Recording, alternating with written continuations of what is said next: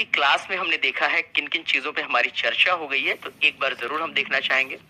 पहली चर्चा तो हुई है भैया अर्थशास्त्र के संदर्भ में कि आखिर अर्थशास्त्र क्या है, हमने बात कर ली है।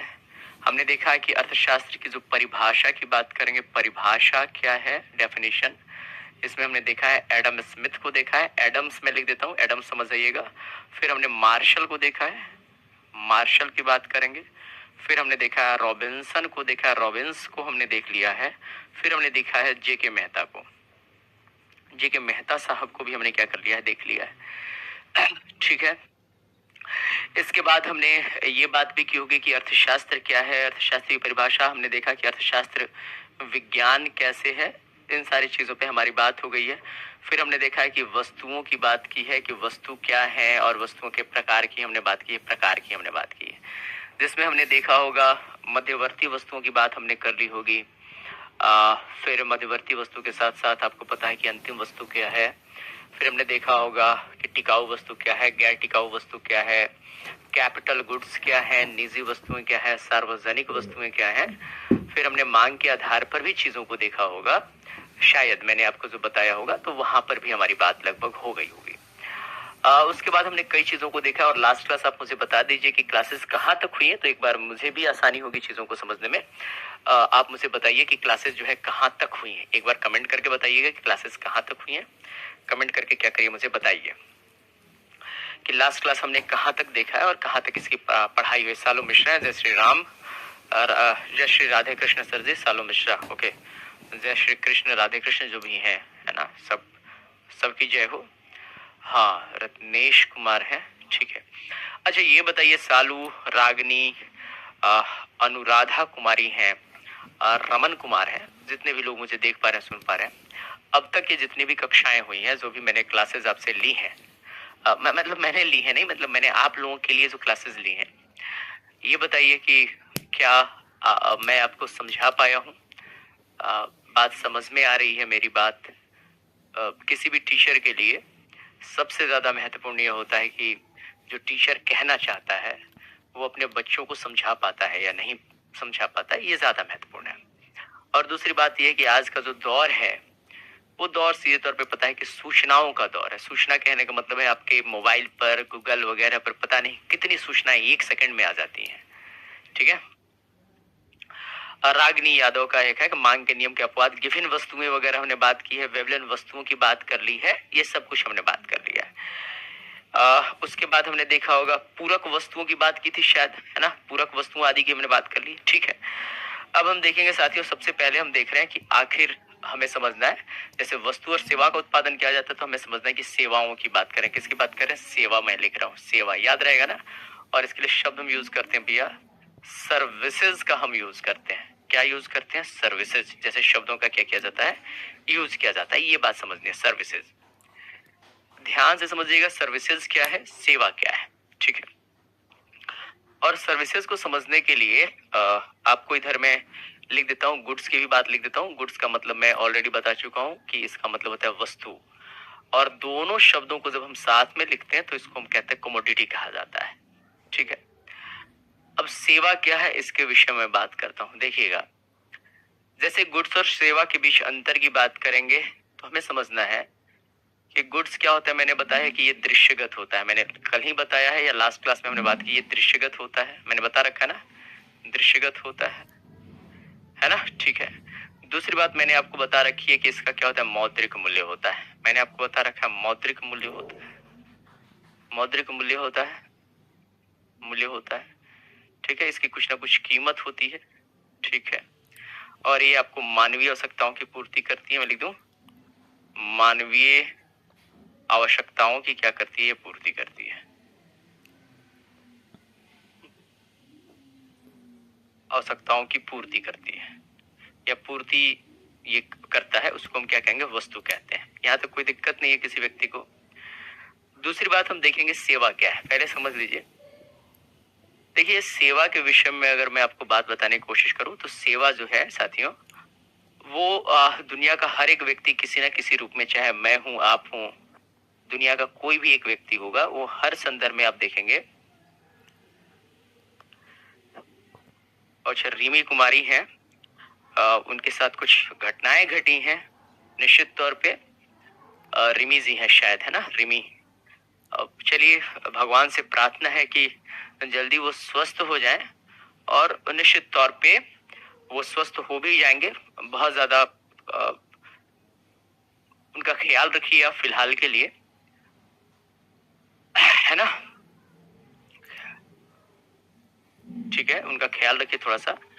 और ख्याल रखने के साथ साथ अभी का ऐसा समय है उनके लिए कि रिमी जी आप निश्चित तौर पे अपने हस्बैंड का थोड़ा सा ख्याल रखिए, क्योंकि अभी जो प्राथमिकता जो है, प्रायोरिटी जो है जीवन में, वो निश्चित तौर पे उनका स्वास्थ्य है मेरे हिसाब से। तो उनका जरूर ख्याल रखिए। अगर बगल में है तो साथ में बैठ के क्लास देखिए, थोड़ा सा उनका भी मन लगेगा, आपका भी मन लग जाएगा। अगर हॉस्पिटल में है तो निश्चित तौर पे उनका ख्याल रखिए आप, ठीक है, ये ज्यादा जरूरी है।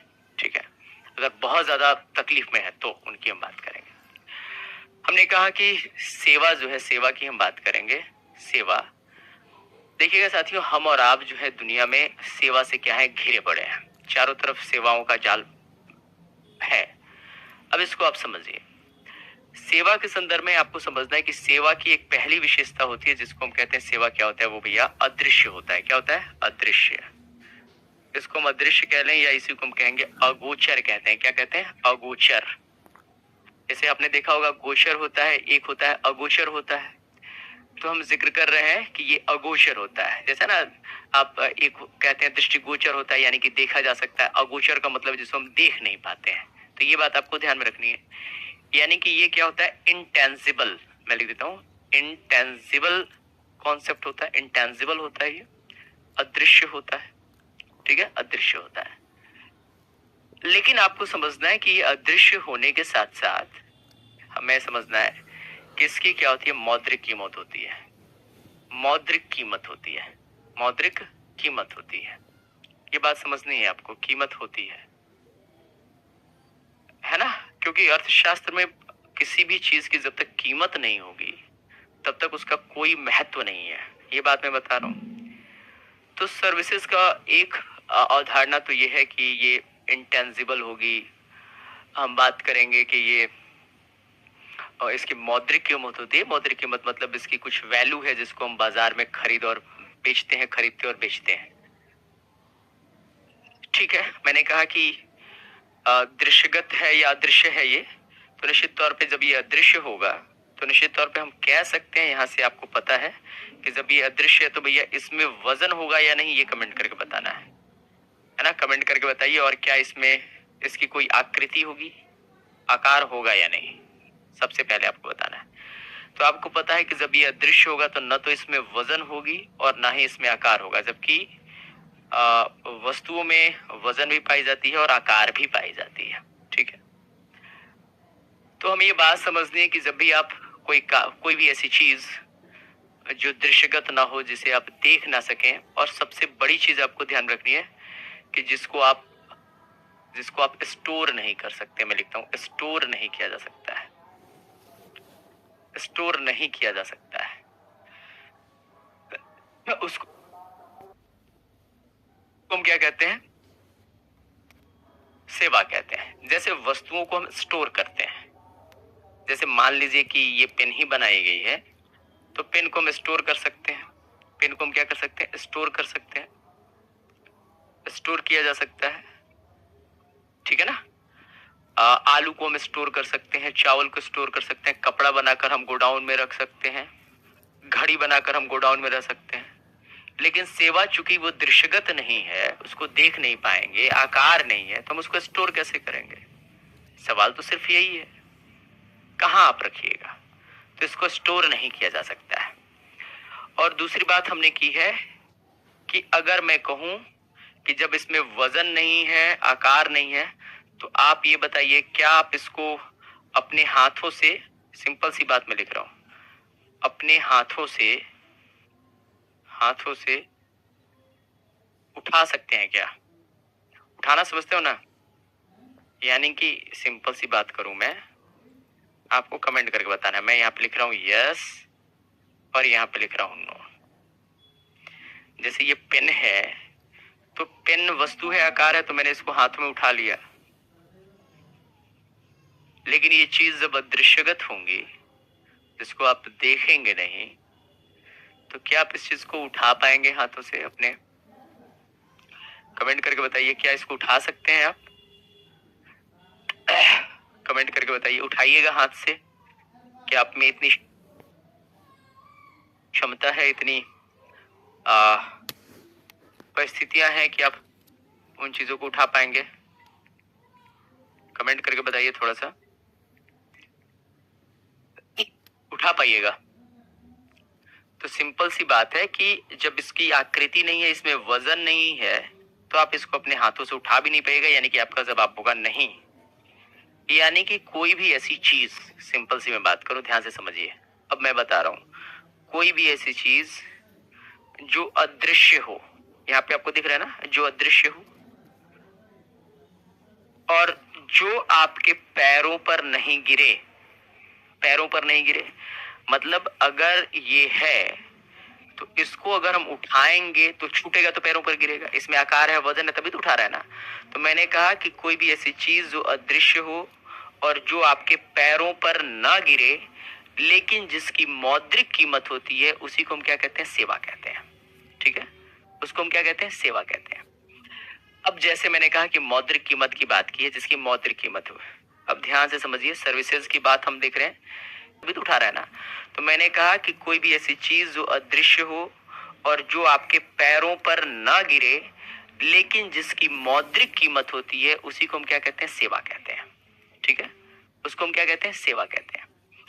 अब जैसे मैंने कहा कि मौद्रिक कीमत की बात की है, जिसकी मौद्रिक कीमत हो, अब ध्यान से समझिए, सर्विसेज की बात हम देख रहे हैं कि सर्विसेज क्या है? सेवा की हम बात कर रहे हैं। सेवा, मैं लिख रहा हूं सेवा। सेवा का सामान्य सा मतलब है, सेवा से तात्पर्य, मैं लिख रहा हूं, ध्यान से समझिएगा, तात्पर्य उन अदृश्य संदर्भों से है, अदृश्य संदर्भों से है, संदर्भ मतलब रेफरेंसेस, संदर्भों से होता है, से होता है ना, से होता है ना, उन अदृश्य संदर्भों से होता है जो आपके पैरों पर ना गिर सके। ध्यान से समझिएगा जो मैं बता रहा हूं, जो आपके पैरों पर ना गिर सके, ना गिर सके, किंतु जिसकी मौद्रिक कीमत होती है, जैसा कि मैंने आपको बता रखा है अभी, मौद्रिक कीमत हो, उसे सेवा कहा जाता है, सेवा कहा जाता है। ठीक है, किसी व्यक्ति को समझने में कोई दिक्कत देखे तो वही परिभाषा मैंने लिख दिया है। यानी कि चीजें क्या होंगी? अदृश्य होंगी और आपके पैरों पर नहीं गिरेंगी, उसको हम क्या कहेंगे? सेवा कहेंगे। कोई दिक्कत तो नहीं है।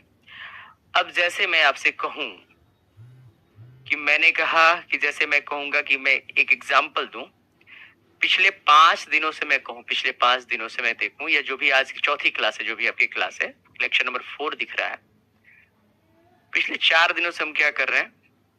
तो पिछले 4 दिनों के माध्यम, या पिछले 4 दिनों में मैं रोज आता हूं और आपसे बातचीत करता हूं, और बातचीत करके चीजों को मैं समझाता हूं। ठीक है, बातचीत करके मैं क्या करता हूं? समझाता हूं।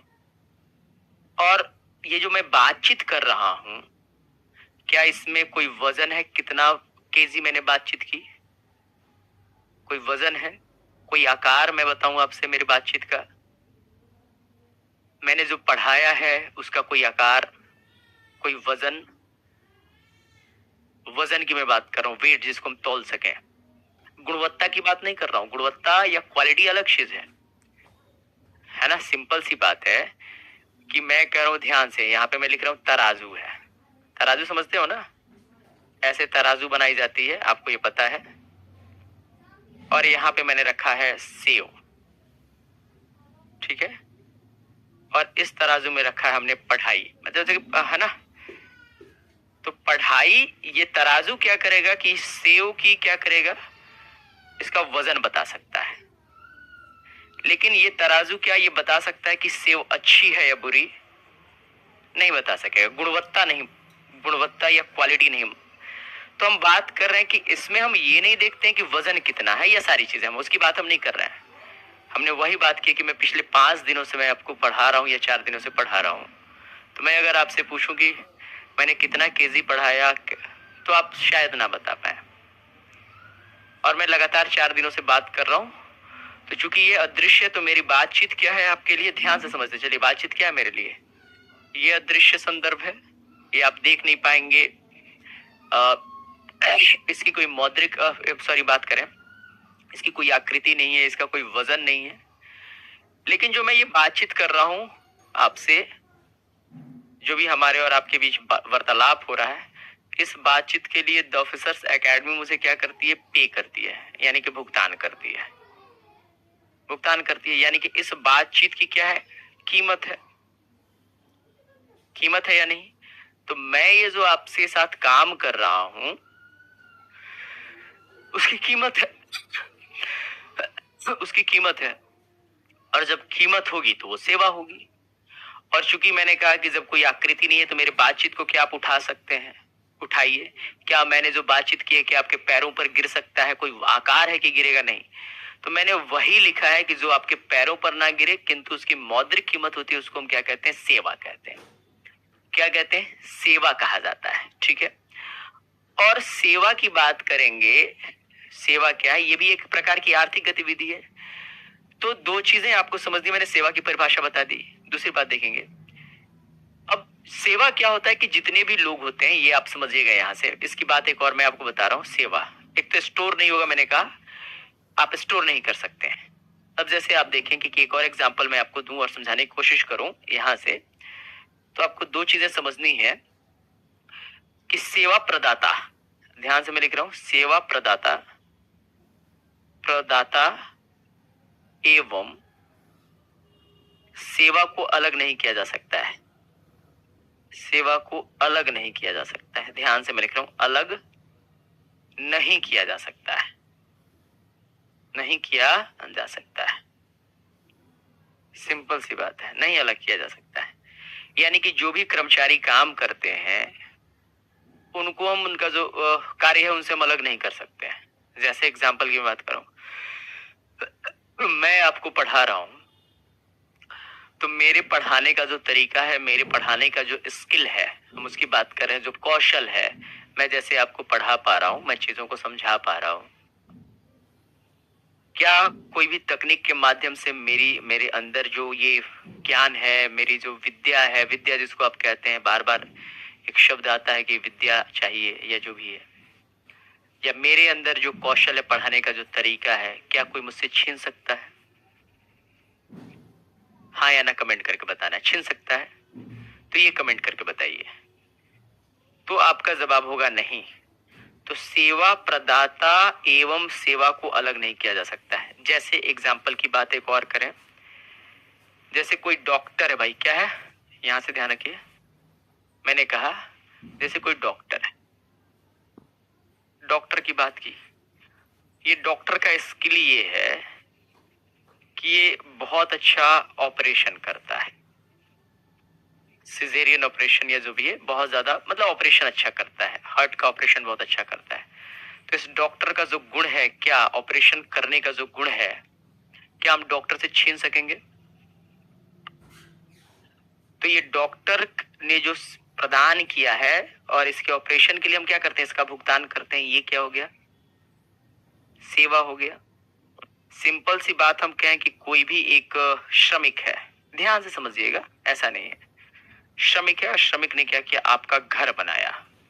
तो घर बनाने के बदले या घर बनाने के क्रम में जो भी इसने काम किया है, आप इसका भुगतान करते हैं, यही तो उसकी सेवा है, सर्विसेज है, सर्विसेज है। मैं कहता हूं कि मैं आपसे बातचीत करता हूं, और बातचीत के माध्यम से मैं आपको चीजों को समझाने की कोशिश करता हूं, तो यही क्या है, लेकिन चूंकि मुझे इसके लिए पैसा मिलता है। अब मान लीजिए कि आप में से कई लोग, अगर मैं कहूं कि घर में बातचीत करते हैं। ध्यान से समझिए, मतलब मैंने कहा कि सेवा क्या है, तो सेवा एक तरह से सिंपल सी बात करें, एक क्या है, एक वैसा कार्य, कोई भी ऐसा कार्य जिसके लिए आपको क्या मिलता है, भुगतान किया जाता है, उसको हम क्या कहते हैं, सेवा कहते हैं। सिंपल सी बात है, जैसे मैं कहूँ एक दर्जी है, अब ये दर्जी क्या करता है, कपड़ा सिलाई करता है, तो कपड़ा सिलाई का काम किया, तो इस कपड़ा सिलाई का जो कौशल है उसके लिए भुगतान किया गया, ये दर्जी की सेवा है। दर्जी की सेवा है या नहीं है? ठीक है, कितने लोगों को बात समझ में आ रही है?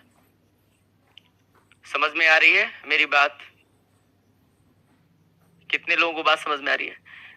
तो हमने ये बात कर ली कि सेवा और सेवा प्रदाता को हम कभी अलग नहीं कर सकते हैं। सेवा को स्टोर भी नहीं किया जा सकता है कि मान लीजिए कि डॉक्टर ने एक पेशेंट का ऑपरेशन किया, क्या कोई ऐसा तरीका है कि इसके ऑपरेशन के तकनीक को हम स्टोर कर लें और फिर दूसरा ऑपरेशन वाला आए तो उसी से हम करवा दें? ऐसा संभव है क्या? नहीं है।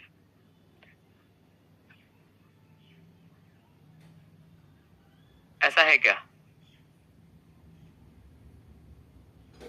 ऐसा नहीं होगा ना? कितने लोगों को बात समझ में आ रही है? अगर मान लीजिए कि आप किसी से बातचीत करते हैं, ठीक है, अगर किसी से आप बातचीत कर रहे हैं और बातचीत करने के बदले आपको पैसा मिल रहा है, बातचीत करने के बदले आपको पैसा मिल रहा है, तो ये भी सेवा है।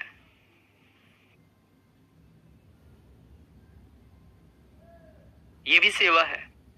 मान लीजिए कि सड़क पर चल रहे हैं और आपका दोस्त आपसे कहे कि मुझसे बात करो ना, या आपका दोस्त कहे कि मुझसे बात करो, मैं तुम्हें पैसा दूंगा, तो आप ऑलरेडी नौकरी में हैं। मैं यही बात घर में कहूं जो मैं बात आपको कह रहा हूं, तो क्या घर वाले लोग मुझे पैसा देंगे? नहीं देंगे। सिंपल सी बात है, वो सेवा नहीं है। सेवा का मतलब होता है जो अदृश्य हो और जिसके लिए आपको भुगतान मिलता हो या पेमेंट मिलता हो, उसको हम क्या कहेंगे, सेवा कहेंगे। जैसे एग्जाम्पल के लिए, उदाहरण के लिए हम देखेंगे कि एक महिला है, महिला की बात करेंगे, ध्यान से समझिए, महिला है, वो किसी हॉस्पिटल में काम करती है। किस में काम करती है? हॉस्पिटल में। हॉस्पिटल में काम करती है, और जो भी छोटे बच्चे होते हैं, इन्फेंट जिसको कहा जाता है, जो नवजात शिशु होते हैं, बच्चों की देखभाल करती है। मान लीजिए बच्चों की देखभाल करती है, तो ये हॉस्पिटल इस महिला को क्या करता है, उसको पेमेंट देता है, भुगतान करता है, उसकी सैलरी देता है, तो ये सेवा है। और यही महिला मान लीजिए कि अपने घर की बात करेंगे, अपने घर में अपने बच्चों को देख रही है,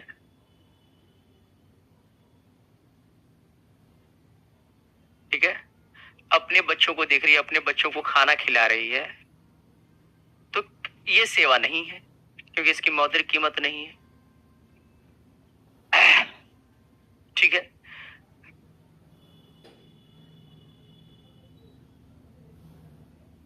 ठीक है, हाँ ठीक है।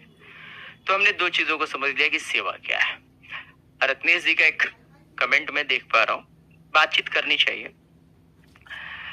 सर बहुत समझाते हैं, क्या ना समझाऊं? नहीं समझाऊंगा तो मैं छोड़ के चला जाऊंगा। ऐसे छोड़ के जाने का मतलब है कि ठीक है, मैं चला जा सकता हूं।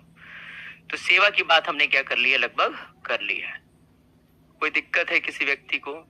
कोई दिक्कत नहीं है। तो मैंने सेवा की डेफिनेशन भी क्या कर ली है, लिख दी है। लिख दी है ना कि सेवा क्या है, हमने बात कर दी है। ठीक है ना, सेवा, हमने वस्तु और सेवाओं की बात कर ली है, सब कुछ आप देख सकते हैं। चलिए अगला एक टॉपिक बनाइए। अगर मेरी बात समझ में आ रही है तो एक बार थम्स अप लगाते चलिएगा। एक अगला टॉपिक है, टॉपिक की हम बात करेंगे। जैसा कि हमने कहा कि अर्थशास्त्र में वस्तु और सेवाओं का उत्पादन किया जाता है। अभी हम देख रहे हैं ना, सारी चीजें समझ रहे हैं, तो उसमें हम ध्यान से समझिए। अब चीजों को ध्यान से मैं समझाता हूँ, ध्यान रखिएगा। अब हमें समझना है कि अब यहीं से बात हम समझ रहे हैं। जैसे एक टॉपिक है जिसको हम कहते हैं अर्थशास्त्र की विषय वस्तु। अर्थशास्त्र की विषय वस्तु कहते हैं, विषय वस्तु, विषय वस्तु की हम बात करते हैं, जिसको कहते हैं सब्जेक्ट मैटर ऑफ,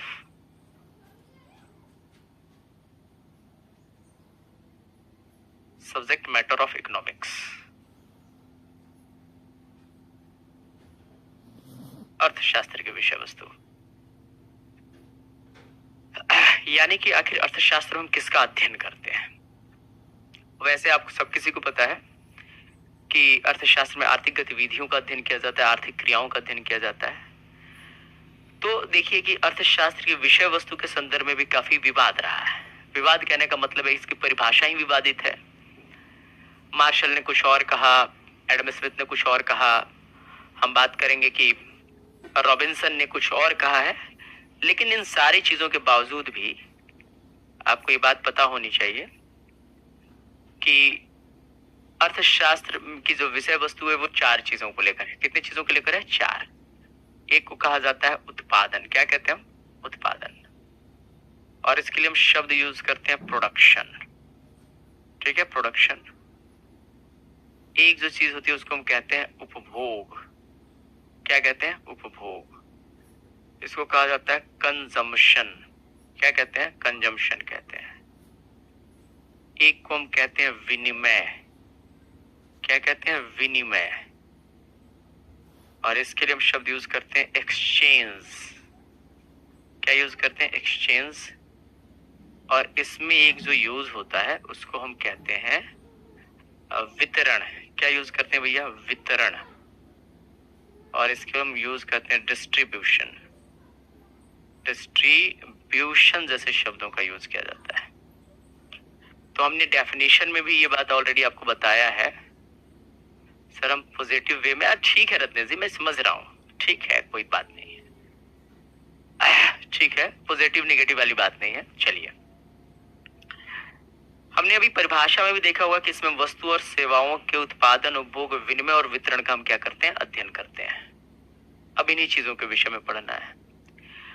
और इन्हीं को कहा जाता है भैया कि जो चीजें आपको दिख रही हैं इनको कहते हैं आर्थिक क्रियाएं कहा जाता है। क्या कहा जाता है? ये जितनी भी चीजें आपको दिख रही है इनको हम कहते हैं आर्थिक क्रिया कहते हैं। तो आर्थिक क्रिया कितनी हो गई? 4। पहले को हम क्या करते हैं? उत्पादन।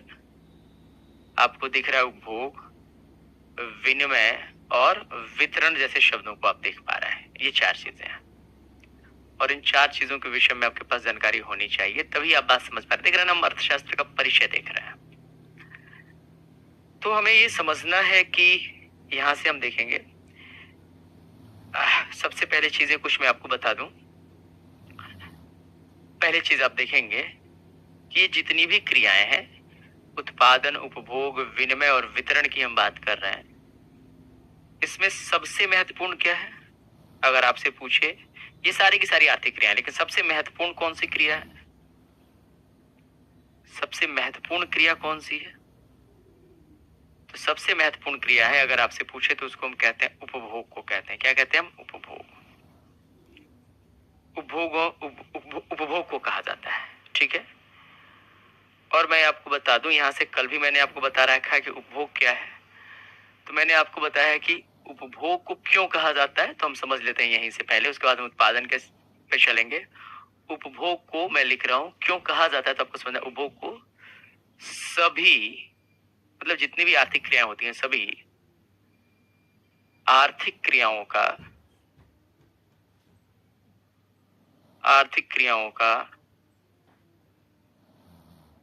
आदि एवं अंत कहा जाता है।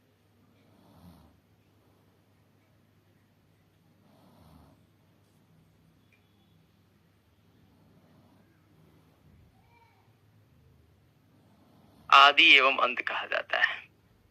ठीक है, क्लियर है? इसको हम क्या कहते हैं? आदि एवं अंत कहते हैं। कंजम्पशन क्यों कहा जाता है, ये समझ लीजिए। क्यों का रीजन सामान्य सा है, ऐसा हम क्यों कहते हैं, क्यों कहा जाता है? मान लीजिए कि आप वस्तुओं का क्या करते हैं? प्रयोग करते हैं। प्रयोग करना ही उपभोग है, मैंने कल भी बताया था। प्रयोग करते हैं। प्रयोग किस वजह से करते हैं? तो प्रयोग इस वजह से करते हैं कि आप प्रयोग कब करते हैं? आप उसकी मांग करते हैं। यानी कि उपभोग तभी करेंगे ना जब आप उसकी मांग करेंगे। मांग करेंगे तो क्या होगा भैया? उत्पादन किया जाएगा, और जैसे ही उत्पादन होगा आप फिर से उसका क्या करेंगे? प्रयोग करेंगे। तो आपने उसका क्या कर लिया? उपभोग कर लिया। ये आपको दिख रहा है।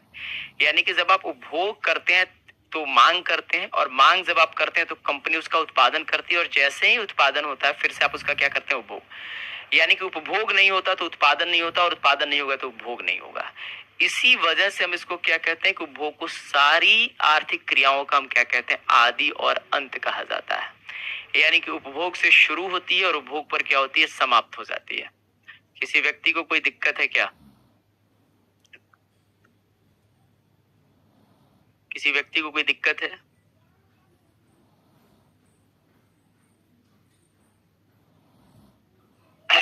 कमेंट करके बताइए जल्दी से।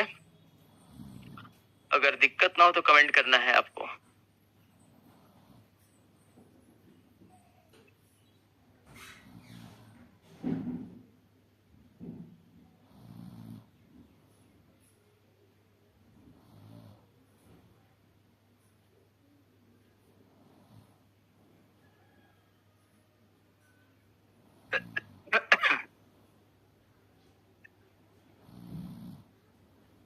ठीक है,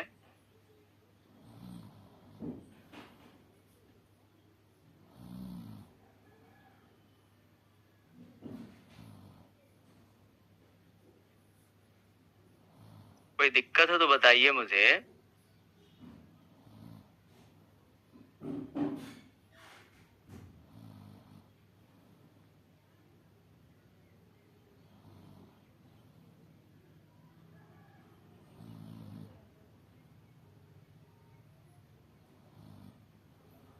ठीक है, और उपभोग क्यों किया जाता है? तो मैंने एक बताया था कल ही कि संतुष्टि प्राप्त करने के लिए, मैंने बताया सेटिस्फैक्शन के लिए उपभोग हम क्यों करते हैं।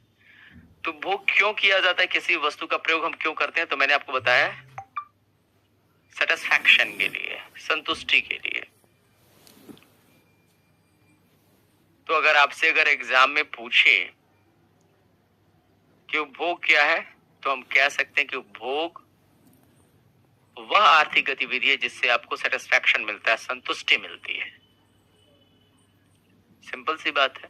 ठीक है, दूसरी बात हम देख रहे हैं यहां से, अब हमें समझना है उत्पादन की बातें की जा रही है। किसकी बात की जा रही है? उत्पादन। इसके लिए हम शब्द यूज करते हैं प्रोडक्शन। प्रोडक्शन क्या है? आप में से कोई व्यक्ति अगर ये बता सकते हैं तो बताइए, प्रोडक्शन क्या है? और एक चीज आप यहाँ पे लिख सकते हैं, कोई बात नहीं, वैसे तो मैंने लिखवा दिया है कि सभी आर्थिक क्रियाओं का आदि और अंत को उपभोग को हम कहते हैं, लेकिन उपभोग क्या है तो एक पॉइंट लिख सकते हैं आप, कोई दिक्कत नहीं, एक पॉइंट लिखिए उपभोग के विषय में, लिख लीजिएगा।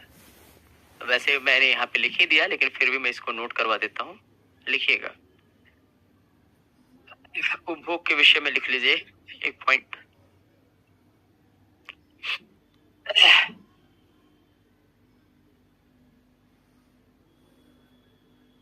उपभोग के विषय में लिखिए,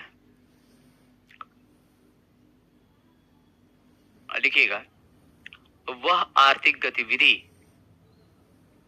या वह आर्थिक क्रिया, वह आर्थिक क्रिया या ठीक है, आर्थिक क्रिया,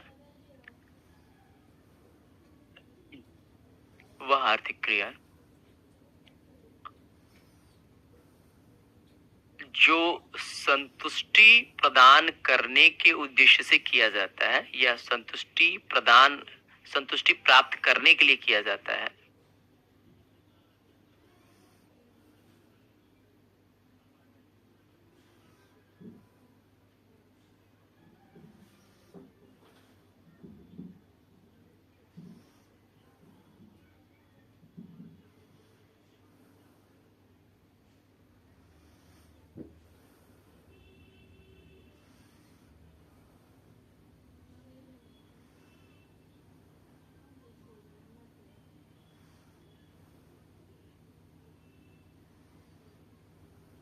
ठीक है,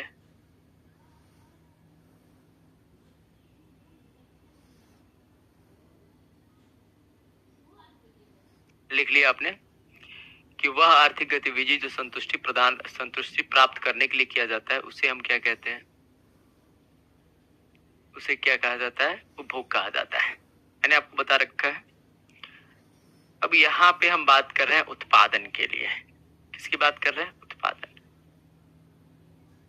तो हमने बताया है कि सबसे पहले हम देखें कि उत्पादन क्यों किया जाता है, किसी भी देश की अर्थव्यवस्था में क्यों किया जाता है। इसका मतलब हो गया कि मानव की आवश्यकता पूर्ति के लिए, आवश्यकता पूर्ति के लिए उत्पादन किया जाता है। यानी कि मनुष्य को या मानव को अगर किसी चीज की आवश्यकता नहीं होगी तो हम किसी भी चीज का उत्पादन नहीं करेंगे। क्यों किया जाता है?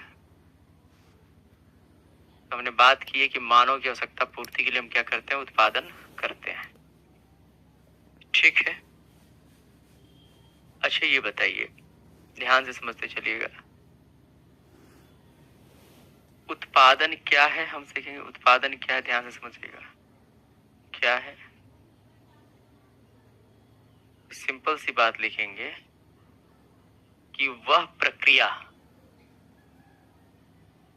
ध्यान से समझते चलिएगा, वह प्रक्रिया जिसमें, मेरी आवाज पहुंच रही है ना आप लोगों के पास, जिसमें प्राकृतिक संसाधनों को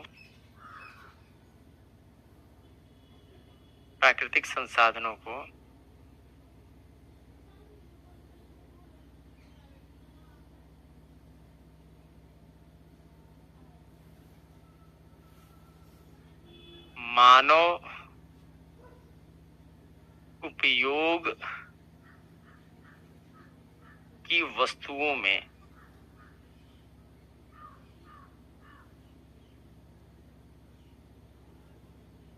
परिणत किया जाता है। परिणत का मतलब हो गया बदलना। परिणत किया जाता है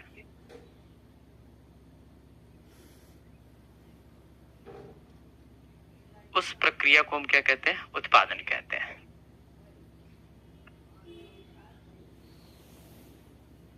क्या कहते हैं उसको? हम उत्पादन कहते हैं।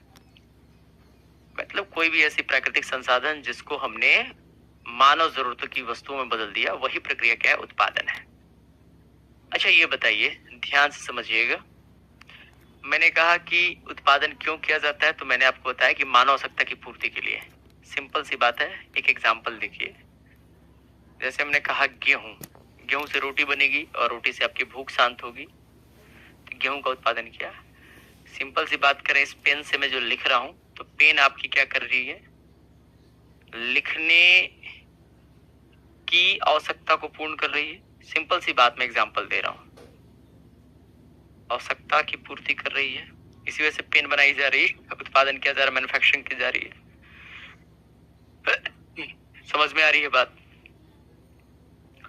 मान लीजिए कि मेरे क्लासरूम में एक घड़ी दिख रही है, तो हमने लिखा है वॉच, जो आपको दिख रहा है दीवार पे, दीवार घड़ी लगी है, वॉल वॉच की बात करेंगे, तो ये समय देखने की आवश्यकता को पूरा कर रहा है हमारे यहाँ या मेरी। यानी कि जितनी भी ऐसी चीजें हैं जो उत्पादित की जाती हैं, वो क्यों उत्पादित की जाती हैं? तो इसके उत्पादन का एक ही उद्देश्य है कि ये आपकी जरूरत को क्या कर सके? पूरा कर सके। तो हम कह सकते हैं कि जितनी भी वस्तुएं होती हैं और आपकी जैसी ही आवश्यकता पूरी होती है, आपको क्या मिलता है? मैंने कहा आपने उपभोग किया तो आपको क्या मिला? सेटिस्फैक्शन मिलता है, संतुष्टि मिलती है। तो हम समझेंगे कि वस्तु एवं सेवा, सर्व, अभी मैंने बताया कि सेवा क्या है। जैसे मैं आपको पढ़ा रहा हूं तो आपको सेटिस्फैक्शन मिल रहा है कि हाँ बात समझ में आ रही है, कुछ भी ऐसी चीज, ये भी तो एक सेटिस्फैक्शन है, संतुष्टि ही तो है। तो मैंने कहा कि वस्तु एवं सेवा में एक विशेष गुण पाया जाता है। विशेष गुण की बात करेंगे, या इसे कहते हैं विशेष क्षमता पाई जाती है। क्षमता पाई जाती है जो मनुष्य को, या हम कह सकते हैं या मानव को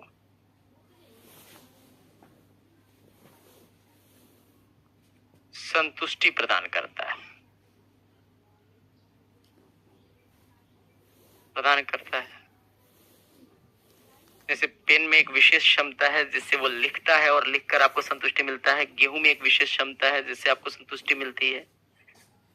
और ये जो वस्तु और सेवा की जो विशेष गुण जो है, विशेष गुण जो आपको संतुष्टि देता है, जैसे कि यहाँ पे लिखा गया है, इसी गुण को हम क्या कहते हैं? वस्तु की उपयोगिता कहते हैं। क्या कहते हैं हम? उपयोगिता कहा जाता है। उपयोगिता कहते हैं। इसी गुण को हम क्या कहते हैं? वस्तु की उपयोगिता कहते हैं।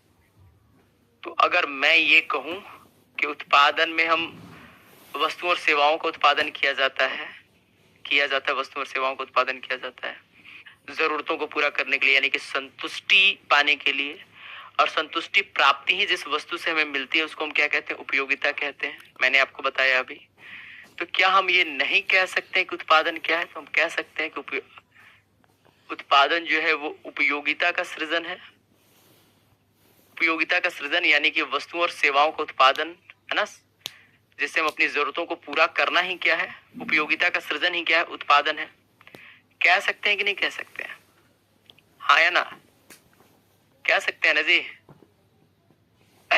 उपयोगिता का सृजन हम कह सकते हैं या नहीं कह सकते हैं? कमेंट करके बताइए। मैंने कहा कि हर वस्तु में एक विशेष गुण और क्षमता है। जैसे क्लासरूम में एसी लगी है कि गर्मी की आवश्यकता को पूरा कर रहा है, यानी कि गर्मी से हमें बचा रहा है। तो एसी की उपयोगिता क्या है? ठंडक प्रदान करना। तभी तो मैंने लगाया है, या इंस्टीट्यूट ने लगा रखा है। गलत या सही? तो उत्पादन क्या है? तो हम उत्पादन क्या है हम कह सकते हैं? उत्पादन का मतलब है एक ऐसी प्रक्रिया जिसमें हम क्या करते हैं? उपयोगिता का सृजन किया जाता है, उसको हम क्या कहते हैं? उत्पादन कहते हैं। हाँ या ना? कमेंट करके आपको बताना है, बताइए जल्दी से। कह सकते हैं? कह सकते हैं ना जी? ठीक है। अगर आपसे पूछे कि उपयोगिता क्या है, तो उपयोगिता क्या है तो आप लिख सकते हैं कि वस्तु एवं सेवाओं में एक विशेष गुण या क्षमता जो मनुष्य को संतुष्टि प्रदान करता है, उसी को हम क्या कहते हैं? उपयोगिता कहते हैं। ये दोनों बात समझ में आ रही है आपको? तो उपयोगिता क्या है और उत्पादन को हम उपयोगिता का सृजन भी कहते हैं। ठीक है या नहीं? ठीक है, ठीक है। इसके बाद हमें समझना है, ठीक है, तो आपने लिख ही लिया होगा कि सारी की सारी चीजें, उत्पादन क्या है, उपयोगिता का सृजन है, वह प्रक्रिया, वह आदि लिख लिया हो तो लिखवाने की जरूरत नहीं है यहाँ पे। ठीक है। कितने लोगों को बात समझ में आ रही है? ठीक है। अब हमें समझना है कि इसी में हमें समझना है जिसको हम कहते हैं उत्पादन के कारक। वैसे तो हमने उपभोग समझा ही दिया है, अब हमें समझना है उत्पादन के कारक। उत्पादन के कारक जिसको हम कहते हैं फैक्टर ऑफ प्रोडक्शन। क्या कहते हैं? फैक्टर्स ऑफ प्रोडक्शन कहा जाता है।